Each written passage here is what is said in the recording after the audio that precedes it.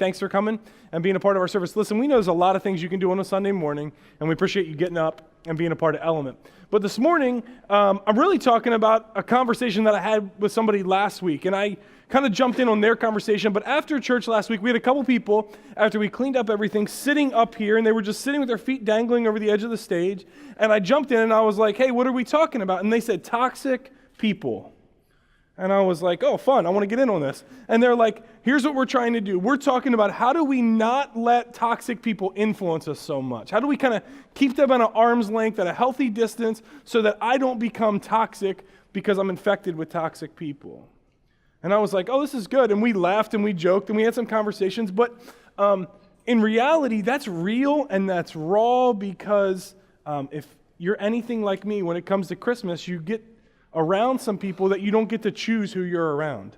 Like, it's nice to say, oh, that person's toxic, I'm just going to avoid them most of the time. But when it comes to Christmas, we have to be around certain people. And just because somebody's a parent or just because somebody's a sibling or just because somebody's an aunt, an uncle, a cousin, whatever, doesn't make them any less toxic, especially in our lives. And so a lot of times we find ourselves asking questions at the holiday time of like, how do I avoid over-investing in these relationships? Or more importantly, I think what we ask is, how do I not let that person get to me so much?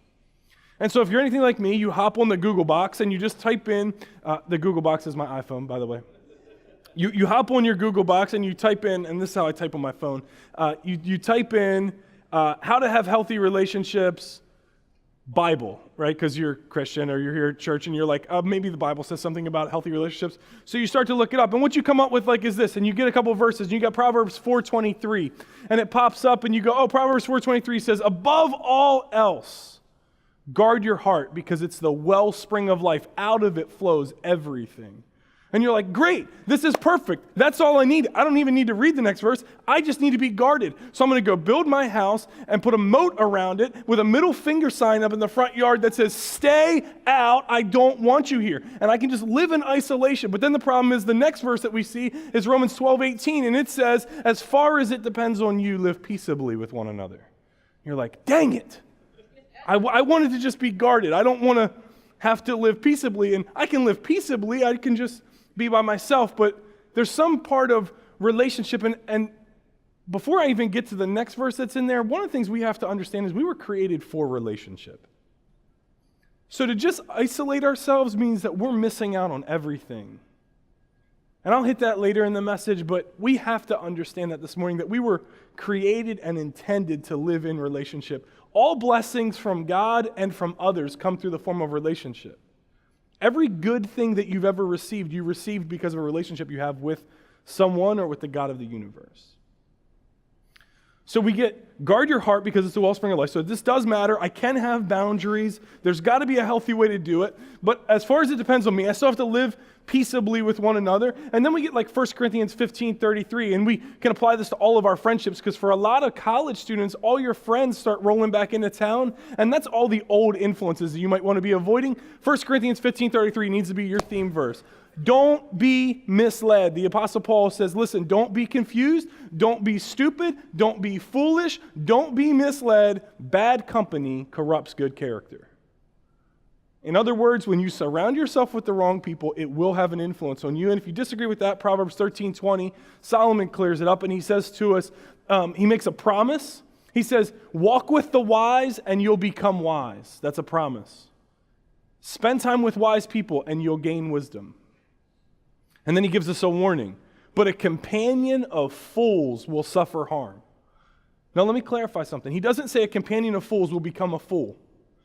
Because there's a lot of us that can hang out with some really stupid people, and it doesn't mean we go down the same road as them all the time. But what it's saying is that a companion of fools, if you hang out with people who are just careless and disregard something, if you want to understand what a fool is, the biggest sign of a fool to me is they're aware of the fact that there's an issue, but they just don't care about changing it. I can't tell you how many people I come in contact with or I sit down with or I have a conversation with that I go, hey, there's a problem here. This relationship isn't healthy. It's not working. And they're like, yep. What are you going to do about it? Nothing. Okay. It's like insanity. It's just repeating the same thing, expecting different results. But I don't even think a fool cares about different results. And you go, I have some friends like that. I got some family like that. I feel like I'm around some of those people that they see that there's danger. I can point out that there's an issue and they just seem to disregard it. They refuse to be aware of it. And here's what he's saying, as a companion of fools will eventually suffer harm because at some point the grenade of their life is going to go off and you're going to catch some shrapnel. And when you continue to surround yourself with people like that, the odds go up of you catching some of their disaster.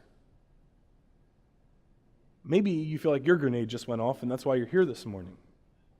But either way, we've got to learn how to surround ourselves with the right people. Walk with the wise and you become wise. That's a promise. A companion of fools suffers harm. That's a warning. And then we get Matthew 10:16, and this is a verse I'm really trying to understand right now. Matthew 10:16, Jesus says to his disciples, he says, I'm sending you out to go do ministry. And he says, I'm sending you out like sheep among wolves. So be as shrewd or as wise as snakes and as harmless as doves. He doesn't say be a doormat. He says be wise and harmless. And I was really thinking about this because harmless is not the same as like impotent. Harmless is not the same as unable to inflict harm. Harmless is a choice that we make. To say, I'm not going to be causing pain on other people. I'm going to be wise with how I do my relationships, but I'm also going to be honoring of the people I come in contact with. And so we get these verses and we're like, that's great. Now I have like a bunch of verses that just tell me some things to do with relationships, but it's still not seeming to answer the question that I have. And I'll give you like the side note real quick. My goal this morning isn't to give you an answer to a question as if relationships could be written out on a 3x5 card with just a formula. If she says hello, you say, hi, can I buy you a drink? And when she says no, you walk away with your head down. Like that's not like we don't get that. Or if your wife says, hi, I'm really stressed out, you say, I have some work to do in the garage. Like that's not, there's probably healthier ways than those things I suggested, but the point is that relationships aren't on a 3x5 card, and we don't just get this formula of how to interact. When you come in contact with an unhealthy parent, handle it this way. We don't get that. What we see more in Scripture is a model of somebody to follow. And so when you get these verses, it's like, great, I got some verses and I got some helpful things, and maybe I need to write them down. Maybe I need to put them on my wall. Maybe I need to make them more evident because I need to learn it's okay to be guarded.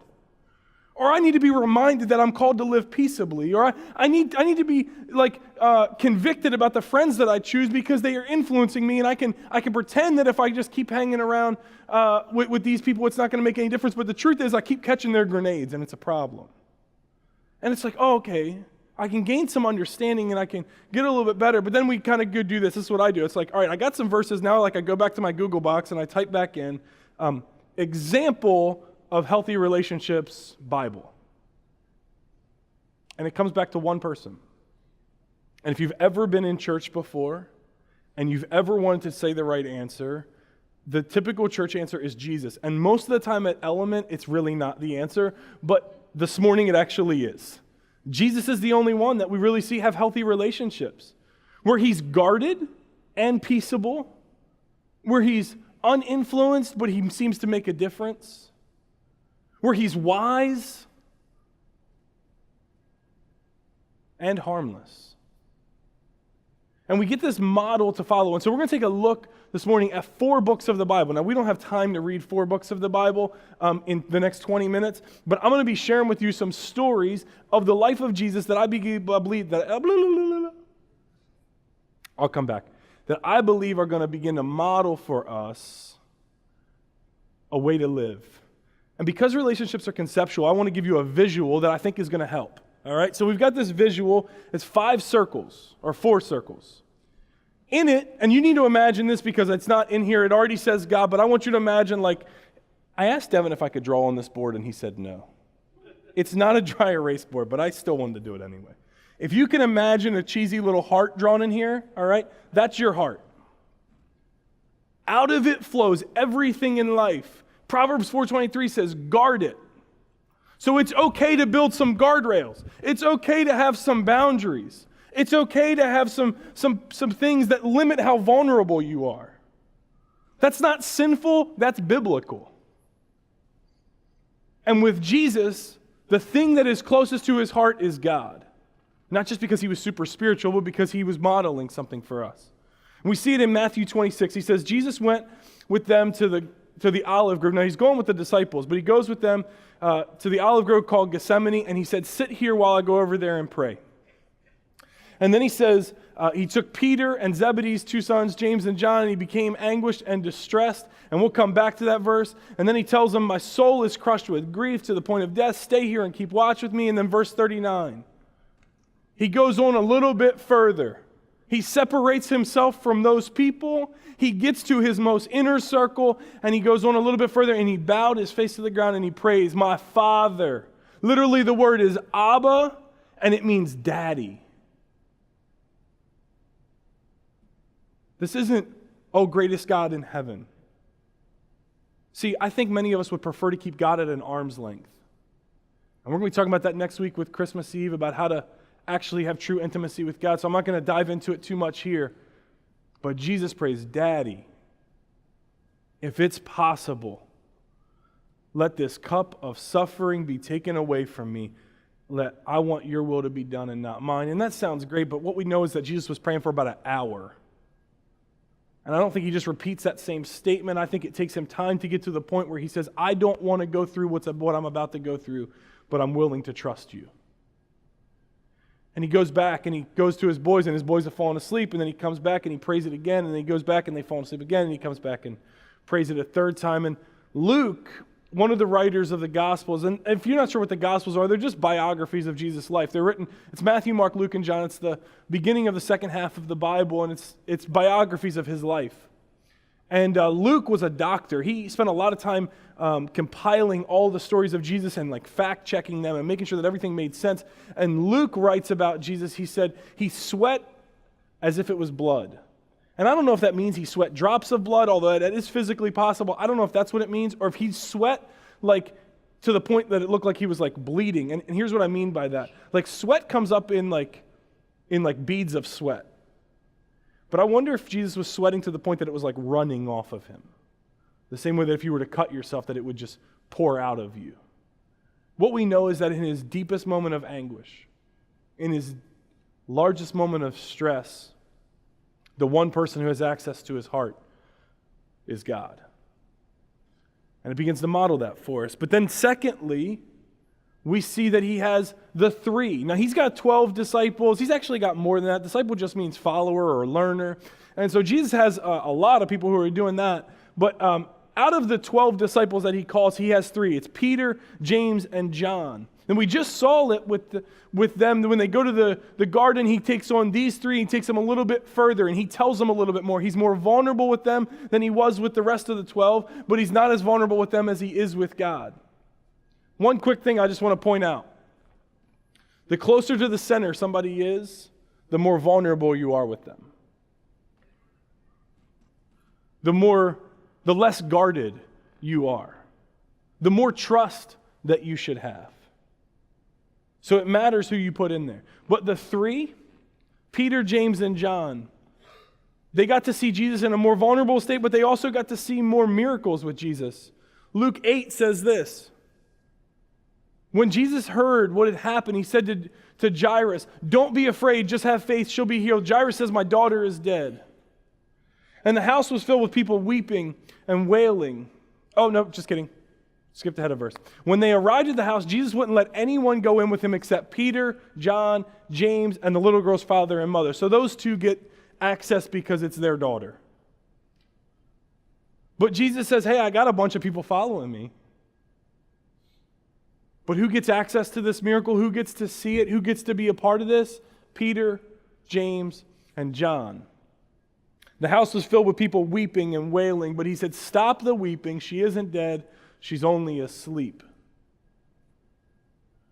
But the crowd laughed at him because they knew that she had died.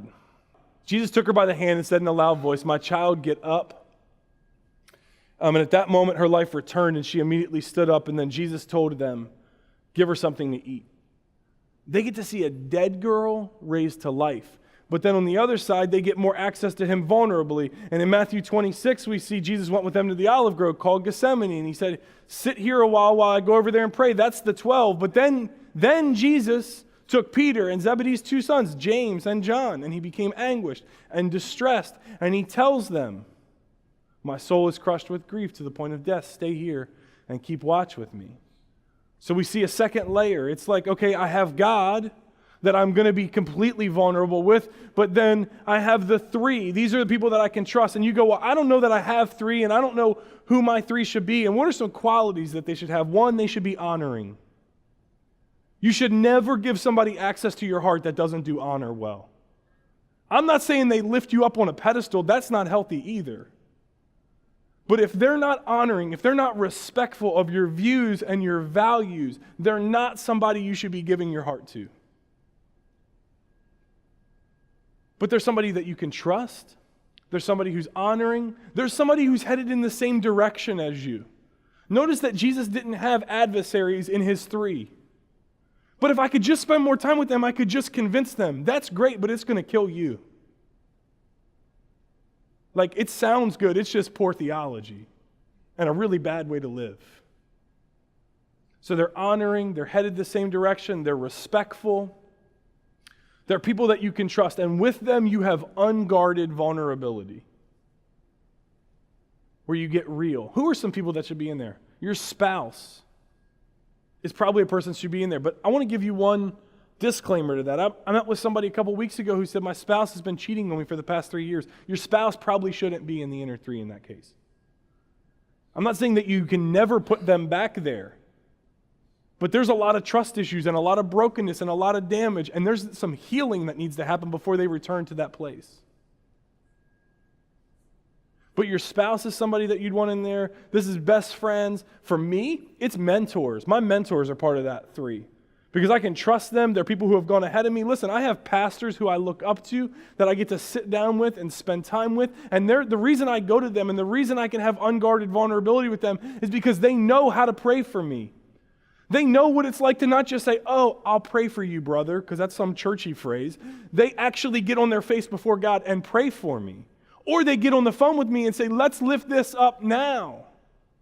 And so I've learned that I can trust them and I can have conversations with them and I can grow as I spend more time with them. And so I try and be less and less guarded with that group. And it's not always comfortable, because you know what people who are that close do? They tell you the truth even when it hurts. And that sucks. Like, I just want to be told that I'm great. I don't actually want to know that I'm human. I want to be told that I have it all together even when I don't. But they tell me that's not acceptable. You got to work on that. That's not healthy. You need to fix it. You need to repent. You need to do this. I'm not saying the person who walks around and tells you all the things you need to do should be in your three. I'm just saying that your three should be able to be honest with you. And then the next group. So we've got God, we've got the three, and now we get the 12. And you go, well, the three are part of the 12. Yeah, they probably are. This is like your friend group. But in addition to that, Jesus had the 12 disciples, but he also had Mary and Martha, Lazarus. He had some other people that he hung out with and spent time with. But these were people that he could trust. These were people who got to see some things. They got to witness some more things. He had meals with them. He spent time with them. They laughed together. They enjoyed themselves. We get Matthew 14. It says, as soon as Jesus heard the news, he left in a boat to a remote area to be alone. But the crowds heard where he was headed and followed on foot. This is the wrong thing. It's okay. I'm just not going to have the verses up here on the screen for you. But we see with Jesus, we see multiple examples of him just spending time with the 12 disciples. Or with Mary and Martha, he has a meal with them. He sits with them. He laughs with them. They can cry to him. There's this trust that's together and a connection that they seem to have. These are like his boys. Right? And he can be somewhat vulnerable with them. He can trust them with some things. At least for me, my 12, I trust them with some different things. Like, there's some people in my 12 that I'll talk to about where I'm at financially because I trust them financially. And then there's some people in my 12 that I go, man, they really model great things in relationships. I can talk to them about relationships, but I don't talk to them about my finances, and I don't talk to my finance people about my relationships because they don't always do those things healthy. So the 12 is probably a little bit less healthy than the 3. But the 12 also gives us an example of like, hey, I have limited vulnerability with them because I trust them somewhat. I can be real with them. I can be honest. When I'm hurting, there's somebody I'm going to tell. When I want to celebrate, there's somebody I want to celebrate with. There are people I enjoy being around, but I don't have this just unfiltered approach to how I do life with them. Because maybe I don't have the relationship, maybe it hasn't been long enough, or maybe they've burned me in the past, or maybe it's just not somebody that I feel like I can trust at that level. And you go, so I'm going to guard my heart a little bit from them. And we see that with Christ. We see him model that. And then outside of that, this last ring, we see the crowd. So we've got God, we've got the 3, we've got the 12, and then we've got the crowd. I need you to go back to Matthew 14 for me. Matthew 14:13, as soon as Jesus heard the news, he left in a boat to a remote area to be alone. That was the news of his cousin dying. John had been beheaded. He wants to mourn. Who does he go to get away with? God. In his most vulnerable state, who is he with? God, because that's who he can trust the most. But the crowds heard where he was headed, and they followed on foot from many towns. And Jesus saw the huge crowd, and he stepped out. As he stepped out from the boat, he had compassion on them, and he healed them. The crowd isn't people that we always want to be around us. The crowd isn't always people that you can trust. They may or may not be healthy. Jesus is healing them, so obviously there's some issues that are going on there. Not necessarily emotional health, but there's physical issues that are going on that he's healing. There's people that are hungry and need help. He winds up feeding 5,000 people, and it's 5,000 men, because in that day they only counted men. And so it's really probably closer to 20,000 people that Jesus sits down and he feeds and provides a meal for, and they have this great moment in this time, but Jesus doesn't actually get vulnerable with them. He just cares for them. And what we find out about the crowd is it's people that we can encourage, people that we can honor, because we are people of honor. We're not going to change that regardless of how people treat us. But ultimately, he's not vulnerable or exposed to these people. The stories that Jesus shares with them and the stories that I'd encourage you to share with them are things when you're on the other side of pain. I'm not saying don't be real or don't ever be raw. I'm just saying share the story on the other side of healing. Don't expose yourself to them. Don't make yourself vulnerable, because it's not necessarily people you can trust. And you go, well, who's in the crowd? Coworkers are probably in there. You might have 1 or 2 coworkers that you go like, oh, they're part of my 12, great. But most coworkers, acquaintances, people you run into, the girl that works at the coffee shop, the person who runs the building here, like all those people are just part of the crowd. This is everybody you come in contact with. The guy who drives in front of you and cuts you off, the old woman who drives way, way too slow and doesn't let you get through the traffic light. I ran into one of those yesterday. I wish I could have actually ran into them, but I need to be a person of honor, so I couldn't do that. It was frustrating. I don't understand why you didn't have a gas pedal installed in your car. But listen, there's a couple things that are true about all of us. We didn't get to pick our family, and we're convinced that we know better than everybody else in our family. The same way we're convinced that we know better than every other driver on the road. I think the 2 areas of life where we live, where we're convinced we know more, is when we're driving and when we're around family. It's like if they would just let us speak for a minute at dinner, like this Christmas, we'd be like, you need to stop sleeping with people you're not married to. You need to have a little bit more self-control. You need to quit hitting the bottle. You need to stop flirting with everybody you come in contact with. You need to actually have a conversation with your spouse that's honest instead of fake. And life would just be better. Right? I mean, how many people are with me? You guys are laughing. I feel like you get it. If I could just talk to my family, there's 5 people I'd tell what to do, and if they just listen, their life would get better. We all feel that way. I think the only other time we feel that way is when we're driving. I've never been with somebody in a car that thought they were a bad driver. Never. Never. And it's not just, some of it's pride, but I don't think it's totally that. It's we don't understand what other people are doing, and we can't control what other people are doing. We're just affected by what other people are doing. And when I'm driving, it's inconvenient, but when it's in relationships, it's hurtful. I hate relationships at times. I hate that I have to be real. I hate that Jesus calls me to live peaceably with the people who have hurt me. It would be easier to have vengeance. It would be easier to try and just badmouth them. It would be easier to dismiss this idea of we need to be people of honor and let me just go gossip about them or blast them on Facebook or rant about some crap that they said about me. That would be easier, but it wouldn't be better. And Jesus invites us to something better. So the crowd are people that we keep at an arm's length. We're around them, we can hang out with them, we can laugh together, we can spend some time, but we're not going to be really vulnerable with that group. We have very, very limited, if any, vulnerability with that group.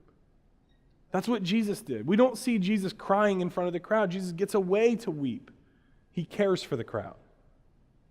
And I think that's what we're called to do as well. Now, there's one more thing I wanted to show you with the crowd, because Jesus not only helps them, there's another example where Jesus in John 8 says he returned to the Mount of Olives, but early the next morning he was back again at the temple, and a crowd soon gathered. There's the crowd again, and he sat down and he taught them, and as he was speaking, the teachers of the religious law and the Pharisees, we'll get to them in a minute, they're not in a circle, and there's a reason for that, brought a woman who had been caught in the act of adultery. They put her in front of the crowd.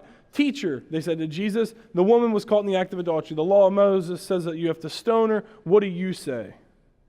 And they're trying to trap him, and they're saying something that they could use against him, but Jesus stoops down and writes in the dust with his finger, and they kept demanding an answer. So he stood up and said, all right, but let the one who has never sinned throw the first stone. And then he stooped down again and wrote in the dust. And when the accusers heard this, they slipped away one by one, beginning with the oldest until only Jesus was left in the middle of the crowd with the woman. So here's Jesus actually interacting with one person in the crowd. Look what he says. He stood up again and said to the woman, where are your accusers? Didn't even one of them condemn you? And she says, no, Lord. And Jesus says, then neither do I. Go and sin no more. You don't see rawness from Jesus there. You see compassion. He's caring for somebody who's going through something. He's not putting all his mess out on the table. And I think if we learn to see the crowd as people that we can care for, people that we can honor, people that we can encourage, people that we can lift up,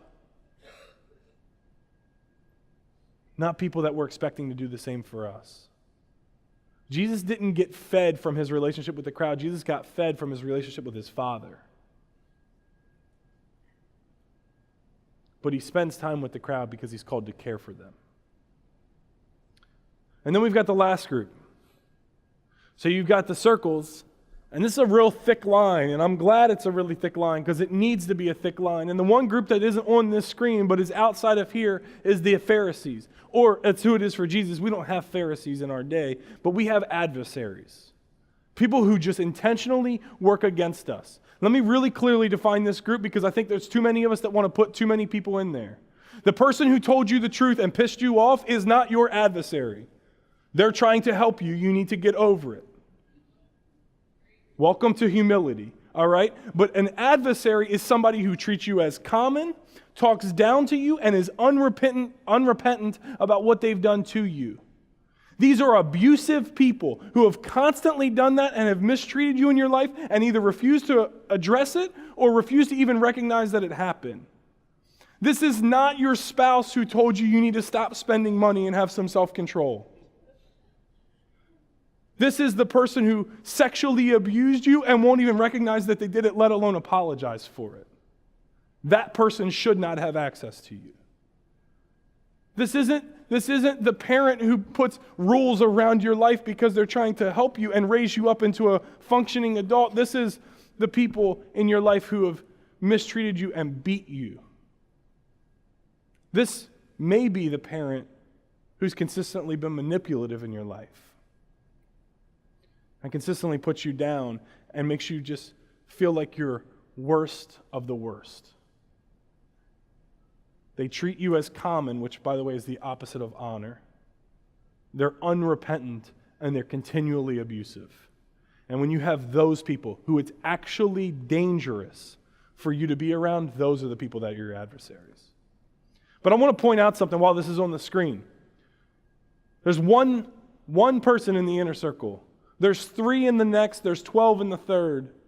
And then there's like 20,000 in the fourth. What if we began to model our relationships with that kind of ratio? that like our vulnerability, our like maximum vulnerability was limited to one, the one who can actually bring healing, God.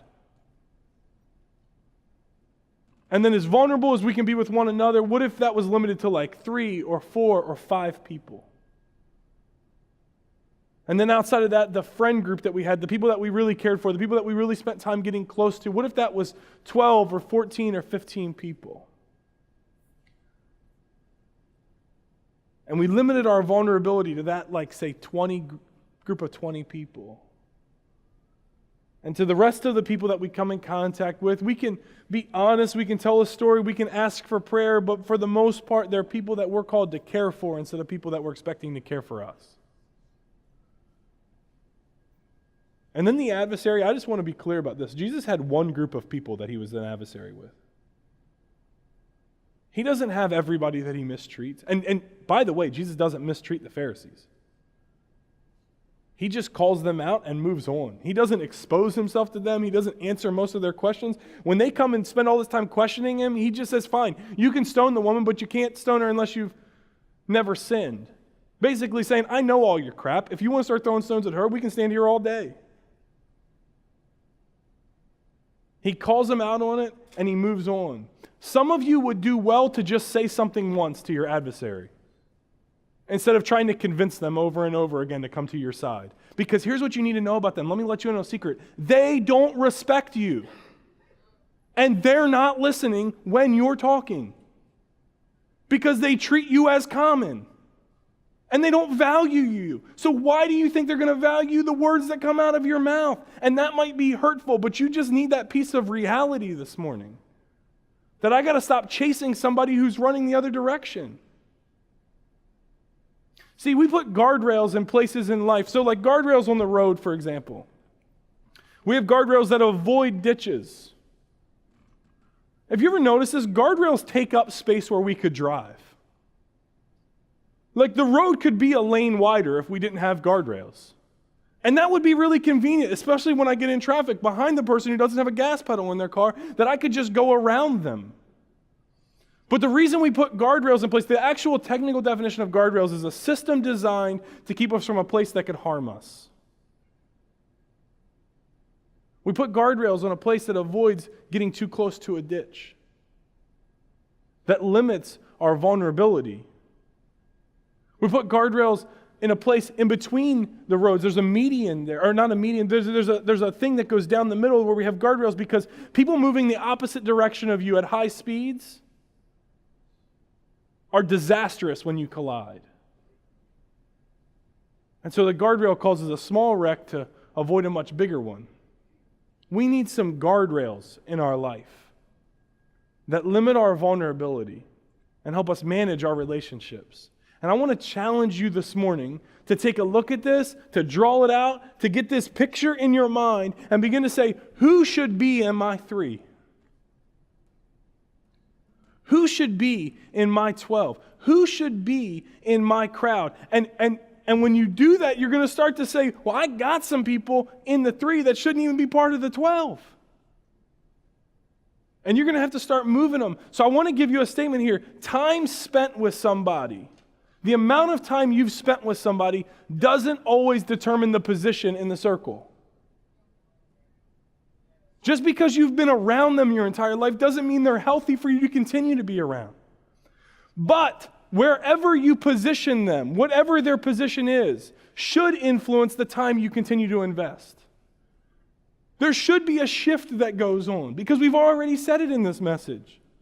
That repeating the same behavior over and over again, expecting different results, is insanity. So if you came in this morning and you're completely satisfied with all your relationships and feel like you are just the model of health, I'd love to talk to you, first of all. And two, because I just need more examples of that in my life. But two, if you walked in and you go, I'm really satisfied with all my relationships, then just keep doing them the way you're doing them. But if you go, no, there's some brokenness here, and there's some struggle here, and I got some issues here, and I'm trying to figure out some things, and I want to challenge you to make some change. And maybe this week isn't the time where you change everything. Maybe this week is the time where you just begin to evaluate. Say, who should be in my 3? Who should be in my 12? And maybe you call them your best friends and your other friends and your acquaintances. I don't care what labels you put on them, but I just want to encourage you to begin to put people in there. And then one other quick piece. It doesn't matter where you are in somebody else's circle. This is a piece for you to evaluate about how you let people into your heart. Because the Bible doesn't say guard somebody else's heart because it's the wellspring of their life. It says guard your heart because it's the wellspring of your life. Out of it flows everything. So I want to do a couple things as we close. One of them is communion, because Jesus came to earth, and here's what he told us. He said, listen, I'm coming so that you can have hope. I'm coming so that you can have healing. I'm coming so that you can have a model of how to do life. Because life isn't just a formula where you need an answer. It's a concept that we have to begin to get our minds around. And so Jesus says, I'm coming so that you can have hope. But the way that he provided that was to die on a cross. He lived a perfect, sinless life, and then he dies on a cross to give us a chance at forgiveness. And when he was with his disciples in the upper room, he spent some time with them, and he just talks to them, and he encourages them, and he prays with them, and he's sad, and he lets them know that. But he says to them, listen, do this as often as you want to remember that I'm stepping into your mess so that you can have hope out of it. And so there's a couple people who are going to come forward. They're going to pass out some trays. What you're going to see in the tray is a stack of 2 cups. One of them has juice representing the blood of Christ, and one of them has a cracker representing the body of Christ. You can take it, you cannot take it, it's up to you. But it's simply a reminder that Jesus steps into our mess and gives us hope. But as we close, I want to close with one other thing. This is just a takeaway that I think you could write down, make a note of, or just remember and begin to use in your relationships when they don't remain healthy. Because regardless of who you put in your 3, and regardless of who's in your 12, or regardless of who's in your crowd, I have bad news for you. They're still messed up people. Like, you don't get to put perfect people in there because perfect people don't exist. And so relationships are going to struggle, and they're going to have issues, and there's going to be things going on. And you're going to go, but I picked the right people for my 3, or at least I thought I did. And you very well may have, but you're both still broken. So you got some issues to work out. When conflict arises, here's what I want to give you to work on this week. There's a lot of different ways that you can communicate, and they vary in intimacy, right? We can sit down face to face and have a meal together. We could grab coffee together and have a conversation. We could FaceTime if we're not close in proximity. We can get on the phone. We can shoot somebody a text message. We can send them a Facebook message. We can just blast them on Facebook. And there's like different degrees of intimacy there. And I think different degrees of effectiveness. But when we find ourselves in conflict, here's what we do most times. However we normally communicate with them, so if we normally communicate over the phone, what we tend to do is take a step down in how we communicate. So we go from calling them on the phone to shooting them a text message because it's easier. I don't have to deal with their response. I'm less exposed. I'm less vulnerable. I'm more guarded. But healing doesn't result as taking a step down. Healing's the result of taking a step up. And so I want to challenge you, if you've had trouble with people in life and you've had some people that have found themselves in your crowd when they should have been part of your 3, and there's some conflict that needs to be resolved, or there's some issues that need to be addressed, I want to challenge you not to step down in how you communicate to them, but to step up in how you communicate with them. So if you normally are on the phone with them, get together face to face. You go, they live across the world, get them on FaceTime or Skype or Zoom or any of the other apps that let you do it. If you normally see them face to face, say, hey, we need to set aside time. Can we go out to dinner? Can we have a conversation? Can we get real with one another? If it's your spouse and you do all those things together, you guys are really having an issue, say, hey, I rented a hotel room. We're about to go have a conversation. I just want to get away for the weekend. I'm going to leave the kids with somebody else. Because this has got to be right. And this is worth working on. And this is worth working out. It's worth being more vulnerable and taking an extra step to make sure that we can actually heal. Guys, next week is Christmas. And for some of you, you're real excited, and for some of you, you're real sad and stressed and frustrated. But I'm confident that Jesus stepped into this so that we don't have to find ourselves in a fog anymore with the holidays. But we can have hope and clarity and healing. If you haven't drank the juice or the eating the cracker, you can go ahead and do that now. The band's going to lead us through one song of worship after I pray. God, I thank you for who you are. Lord, I thank you for moving on our behalf. I thank you for working in our lives. God, I thank you for coming to earth to a bunch of messed up, jacked up, broken people so that we could experience healing. Because, God, without you, there isn't a model of a healthy relationship. So I pray that you would move. I pray that you would work in us. I pray that you'd begin to help us this morning. God, I pray that we'd be as wise as snakes, that we could begin to understand our relationships, that we could begin to navigate where people should be. And God, we could ultimately begin to guard our hearts, because out of it flows the rest of our lives. God, continue to move this morning. It's in your name I pray. Amen.